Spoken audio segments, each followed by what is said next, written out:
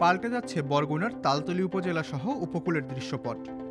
তালতলীর নিশানবাড়িয়া ইউনিয়নের খোটারচর এলাকায় পায়রা নদীর চরে ৩৫০ মেগাওয়াট উৎপাদন ক্ষমতার তাপবিদ্যুৎ কেন্দ্র নির্মাণ করা হচ্ছে। তাপবিদ্যুৎ কেন্দ্র ঘিরে বঙ্গোপসাগরের উপকূলীয় এলাকার মানুষ নতুন করে স্বপ্ন দেখছেন। প্রকল্প সংশ্লিষ্টরা জানান, Barishal electric power company limited এবং পাওয়ার চায়না রিসোর্স লিমিটেডের সহযোগী প্রতিষ্ঠান আইসোটেক ইলেকট্রিফিকেশন কোম্পানি লিমিটেড এই বিদ্যুৎ কেন্দ্র নির্মাণ করছে।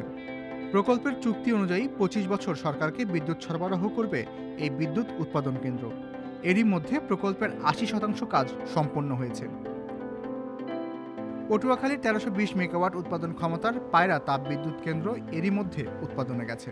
তালতলীর এই বিদ্যুৎ কেন্দ্র থেকে পায়রা বিদ্যুৎ কেন্দ্রের সঞ্চালন লাইনের কাজ পুরোপুরি সম্পন্ন হয়েছে। বরিশাল ইলেকট্রিফিকেশন কোম্পানির সূত্র নিশ্চিত করেছে, আগামী বছরের শেষের দিকে অর্থাৎ ২০২২ সালে এই প্রকল্পের নির্মাণ কাজ শেষ হলে কেন্দ্রটি উৎপাদনে যাবে। প্রকল্প সংশ্লিষ্ট বিভিন্ন সূত্র বলছে, বিদ্যুৎ কেন্দ্রটি পরিচালিত হবে ইন্দোনেশিয়া ও অস্ট্রেলিয়া থেকে আমদানি করা কয়লার মাধ্যমে। সেজন্য পায়রায় নির্মাণ করা হচ্ছে বড় কোলিয়ার। বাংলাদেশের সর্বাধুনিক পাওয়ার প্ল্যান্ট স্থাপিত হতে যাচ্ছে এই বিদ্যুৎ কেন্দ্রে। ৪,০০০ কোটি টাকা ব্যয়ে প্রকল্পটির কাজ চলমান রয়েছে।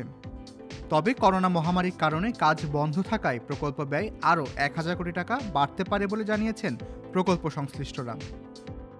বিভিন্ন সূত্র বলছে, রেড ক্যাটাগরির কয়লাভিত্তিক এই প্রকল্পে উন্নত প্রযুক্তি ব্যবহারের ফলে প্রাকৃতিক পরিবেশ ও জীববৈচিত্র্যের উপর বিরূপ প্রভাব পড়বে না। দেশের তাৎপর্যপূর্ণ এই মেগা প্রকল্পের গর্বিত সহযোগী ফ্রেশ সিমেন্ট। তালতলীর এই বিদ্যুৎ কেন্দ্র নির্মাণের ফলে দুর্গম এলাকায় জ্বলবে বিদ্যুতের আলো। পাল্টে যাবে এলাকার জীবনযাত্রার মান, যা শতভাগ বিদ্যুতায়নের দিকে এগিয়ে নেবে দেশকে।